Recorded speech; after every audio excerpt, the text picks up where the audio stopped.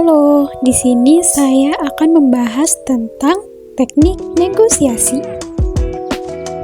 Negosiasi adalah proses tawar-menawar dengan jalan berunding guna mencapai kesepakatan bersama antara satu pihak, kelompok atau organisasi, dan pihak kelompok atau organisasi yang lain.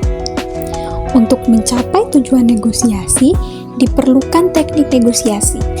Bukan hanya itu, sangat penting juga untuk menyadari apabila lawan negosiasi sedang menggunakan suatu teknik.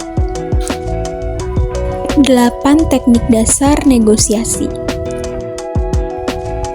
Yang pertama ada teknik wolf in sheep's clothing atau negosiasi serigala berbulu domba. Teknik negosiasi ini adalah teknik yang menggunakan penyamaran, sehingga kita seolah-olah sama, sepaham, segolongan, sepandangan dengan pihak lawan. Contohnya, saat kita berpura-pura satu daerah dengan dia, satu hobi, atau satu pilihan pilpres, kita bisa mencari kesamaan yang membuat ia menjadi lebih akrab. Yang kedua ada teknik good cop, bad cop. Ini adalah teknik yang paling dasar dengan menghadirkan tokoh baik dan tokoh jahat. Tokoh jahat nanti akan memperkeruh suasana dan meninggalkan negosiasi. Sedangkan tokoh baik akan datang dan menawarkan jalan keluar. Contohnya, saat seorang sales akan bertahan dengan harga yang diberikan.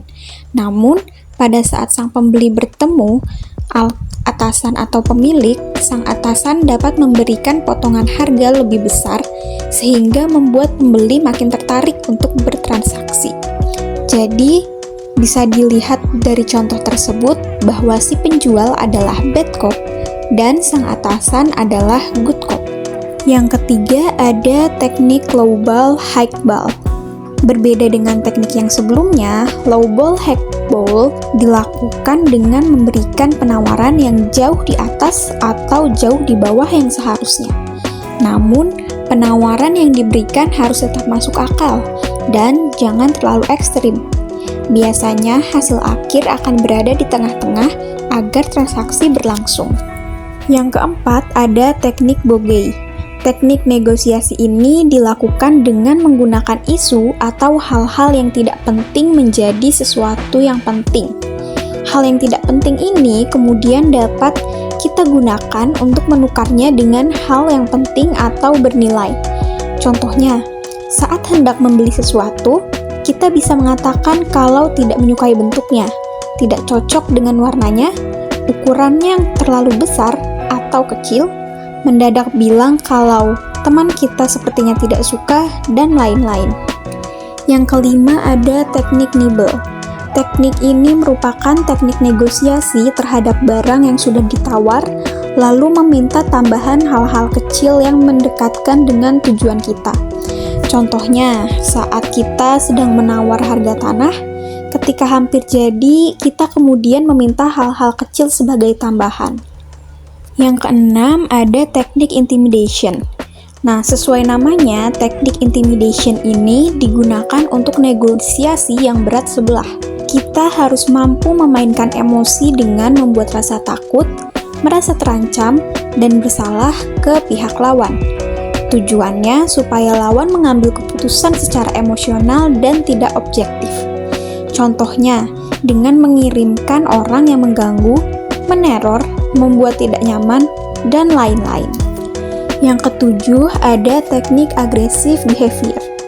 Di teknik ini merupakan teknik yang serupa dengan teknik intimidasi, tetapi efeknya lebih menekan. Teknik ini banyak digunakan untuk negosiasi yang cepat dan efektif. Jadi, kita akan memaksa lawan untuk segera mengambil keputusan. Caranya adalah dengan menawarkan harga terbaik yang bisa dia berikan pada awal-awal negosiasi. Termasuk di dalamnya adalah teknik take it or leave it. Contohnya, kita langsung datang menawar harga mati atau jadi, lalu meminta kepada penjual supaya besok harus sudah deal. Nah, yang terakhir itu ada teknik snow job. Teknik snow job ini biasa disebut dengan teknik hujan informasi. Informasi yang salah dapat membuat keputusan yang salah. Jadi teknik dasar negosiasi bisnis ini biasanya melibatkan orang ketiga, perantara, penghubung, makelar, atau informan palsu yang menyebabkan lawan menjadi terpengaruh atau salah dalam mengambil keputusan. Nah, sekian pembahasan dari saya. Kurang lebihnya saya mohon maaf. Terima kasih.